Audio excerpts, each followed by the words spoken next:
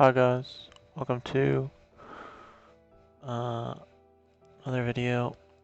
So I'd just like to commentate this money rate top because there's a few changes that have happened recently. So there's this new item, Quiver, that's come out, and money rates are going to change a little bit for the major roles. So I'm on melee DPS here, and we're about to start waiting on another guy to come in and um, yeah, so when you attack the boss, you're gonna replace the anguish with your um, backpack, and um, you're gonna, if you only have to BGS once, you're going to save 50% spec and then camp a light bearer, and then at 80% spec you can ZCB. So you can usually do that around the time that you need to proc 30s, and that can be very beneficial to get a faster Maiden.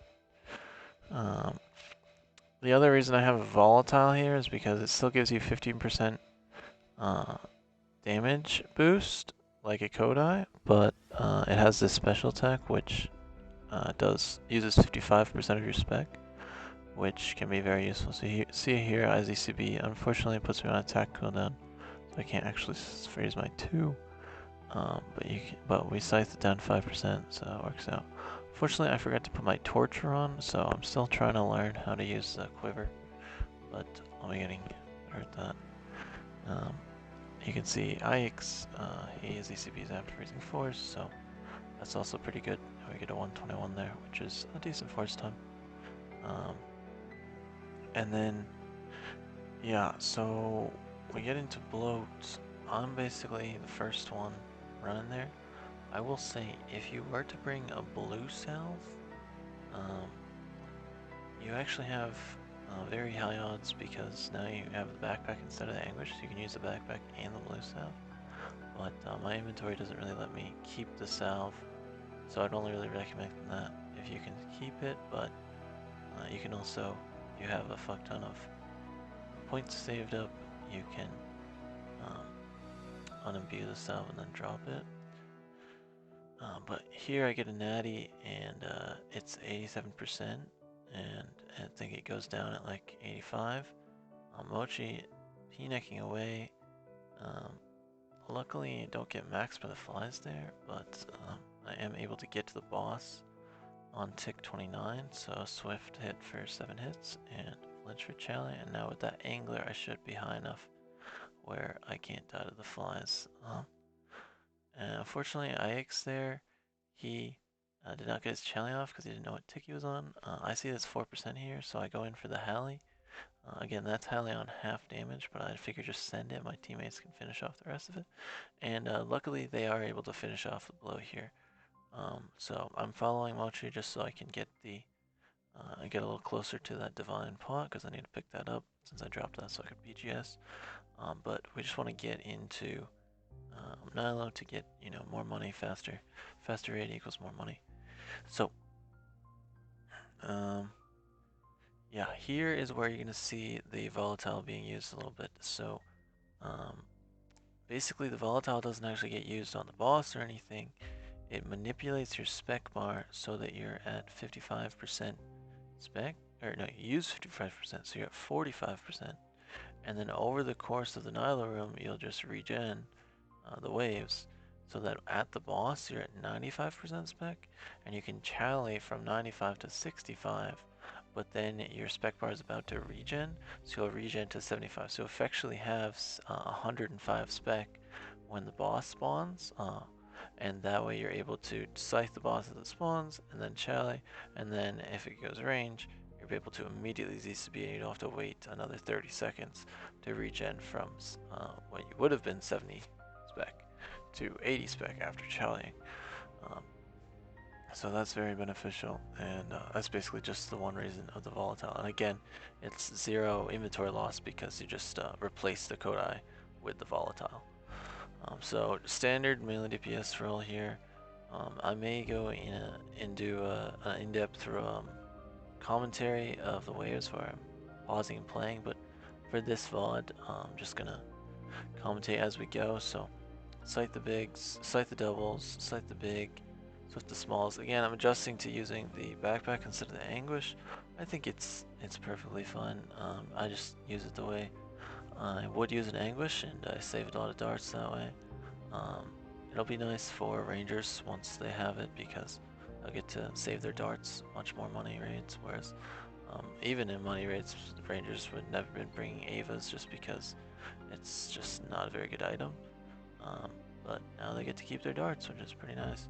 I misclick the cape there, unfortunately. Um, but yeah, pretty much. Okay, so there, I didn't realize how hard I hit with the blow pipe, and I should have just swifted that big. But unfortunate.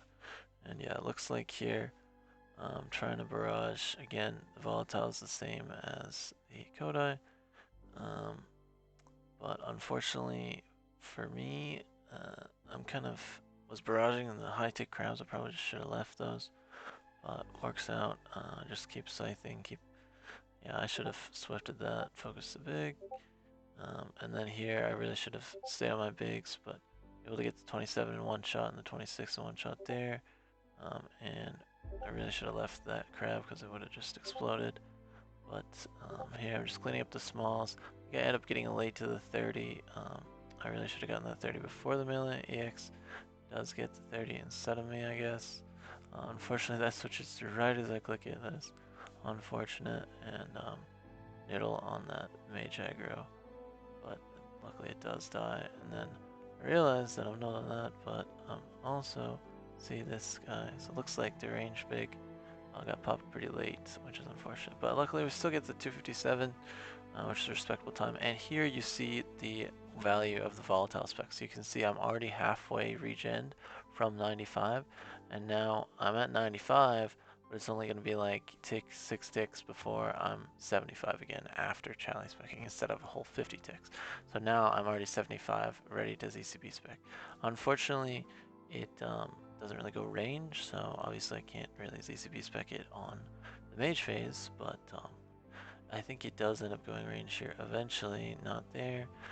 Again, I'm just, instead of using the anguish, using the cape. I feel like it works out pretty well as long as you put on the torture for your range switch. And yeah, we're able to all, 3 people got the 110s there, so that worked out pretty well because it still was a pretty decent boss. So um, yeah, and unfortunately here someone snipes my shark, and then they proceed to take their shark as well. So they're an absolute menace because I bought 2 sharks at Nylo, before Nylo, and I really would like to have my shark back. So I tell him that. He does drop it back, but still an absolute menace. But it's fine.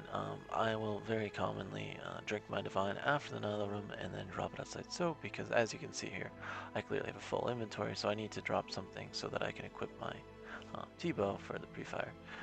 Melee DPS is usually 1-3 on spec rolls here, and then someone missed a hammer, so Ix backs up there. And looks like Sotezeg is off to a pretty good start. Again, nothing really changes here, but the next room, because I have a ZCB, because I don't have to add bolts to set up, like, it honestly is just such a lifesaver to have one more inventory slot from not having to bring bolts. Because of that, I'm able to have the ZCB. Without, like, the bolt save, I wouldn't want to bring the ZCB because it's 2 items and it's just a ridiculous inventory. Like, I still have 2 brews and 2 restores into verzik, which means a lot of stuff can still go wrong, and I still got, what is that, with 2 brews, 128 HP to play with. So, yeah. Again, there you can see I flicked Sote disappearing, and that's with the hockey with plugin presets.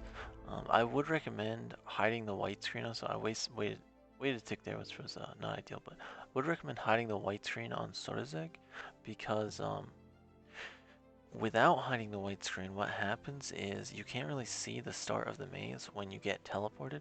So oftentimes people will lose a tick because they just can't see where to go. And when you hide the maze, you guarantee that you can just immediately spam click to wherever the maze is going for you guiding it. When you're not chosen, the white screen doesn't really matter that much because you're still usually on time. Fortunately, we noodle the challies there, but get the job done. Okay, so here I preach and put on my light bearer. That's very instructive. You have to have the light bearer on, and then I just drop the god book. You can get these god books from Purdue for 12K if you want to buy 28/7 at a time. I personally go to the lighthouse and you can get a god book every like 2 or 3 ticks. Um, so if you preach with the light and then put on the light bearer, either before you preach or if you put on the light bearer like on tick 4 of Godbook, which is as soon as your stall ends, you'll regen to 95% here. And then if I put the altar on the right timing with this 95%, I will be able to spec the boss as I'm 95. So I put the altar on there. I think it's 21.6. I put it on a little late, but again, 1 or 2 ticks late isn't going to be that big deal. And because I've done that, I actually asked my ranger to swap roles with me. So he's going to be the default 1/1 hammer BGS, and I instead will be the backup BGS. I will say, the major who does Scythe BGS could also do this. He just should flick his Ultor 5 ticks later. But you could do the same thing. So you can see I hammered there, and then as I hammered, I went to 45 spec. But because I timed equipping my Ultor on a pretty good tick, as soon as I went to 45 spec, I ended up reaching to 55 spec in the next few ticks. So I essentially hammered using only like 45% of my spec bar, or you could say I started the room with 105% spec, which, and that allows you, yeah, so here I'm just explaining the meta to Mochi because a little lost, but that allows you to get your ZCB 30 seconds earlier than you would just like Nylo. Um, So you can see right now I have 65% spec. Um, and then I believe I do some tech here. So I don't really know what tick I'm on with the Screech. I really should know, but so I scythe again here. I don't really know. So I decided to just run over here. But because I ZCB, I can actually attack him on the same tick that he's looking at me. And I don't die because, and even if I had hit there, I wouldn't die because the ZCB doesn't take 3 hit splats. Unfortunately, I didn't hit, and it probably was because I missed my void legs. But I would say you have about 95% accuracy, maybe a little higher if you're able to get the full void switch off. I was also 106 range, still preserved from the Nylo boss pod share, so that helps as well. But unfortunately, did not get the ZCB spec there. It is still on average definitely a lot better than Claws, but you're gonna miss, once in a blue moon, of course. Um, and yeah, so they're commenting about my god book, but I actually am just dropping it so it doesn't actually affect your supplies into verzik. So it's definitely worth bringing. Another thing that I've considered that does affect your supplies, I mean, the god book affects your supplies into bloat, which can make a difference, but um, this also affects your supplies in bloat. Is you can consider you can divine range for the Maiden because we're T-bowing. I don't think it gives max hits, but it would give accuracy. And maybe it gives max hits if you tick down to 110. But you can divine range as the mage role. And what you can do is if you bring a 1 dose Menafite Remedy into the raid, so normally when you divine range pot, that's really bad because you're going to get pot shared at the Nylo room, and the 5 minutes that you pre-potted is going to run out right after the pot share, um, or like at wave 10 or something. So what you can do though is if you bring in 1 dose Menafite Remedy into the raid, you can drink that after Maiden, and what that does is it removes the tick down timer of your Divine and it transforms whatever boost you had on the Divine into now as if you had just drank a regular range pot or a regular potion, and that way you can. This will tick down your heart, so there is a downside there. But that way you can be fully 112 for Maiden, and if you don't pre-heart, you could wait to heart after that. I will say, you really should be hearting when you freeze with volatile, because I believe unless you like take off your primordials, you don't have 100% accuracy um, with without hearting, because volatile has such low accuracy, even with a 5-way. I'd have to double check that, but um, AX was splashing quite a bit on some other of the raids. We did about like 3 or 4 raids here because he was not harding. He had a heart in his inventory. He just said he wasn't used to harding. But yeah, verzik pretty standard here. Basically, just hit the boss when it's not healing, and you're good to go. The ZCB and Quiver doesn't change verzik at all, but it definitely helps Maiden, Nylo, and xarp because that free inventory slot, because you don't have to bring the bolts, is very quality of life. Basically, what you do is instead of where I would have had a Bellator, I replaced that with the Light Bearer, and you just add the ZCB as another switch. In the past, honestly, I have been taking like a 6-way mage on melee freeze, so I've been having like the same amount of supplies. So I dropped down to a 5-way and hard, of course. Drop down to a 5-way and have the ZCB, and you're still chilling on supplies. I will say, if you are like looking for other things to bring because you really don't feel like you want to do the ZCB, but you have plenty of supplies, so you don't need more supplies, you can bring the Anguish again, and that does give 2 bow max hits in Void, so it is a difference, but I would say that at that point a 6th mage switch is probably better. Fortunately, we did not have a stamina here, so someone was not able to avoid the tornado and the webs because he has a low agility level. But yeah, were able to finish the raid in a pretty timely fashion.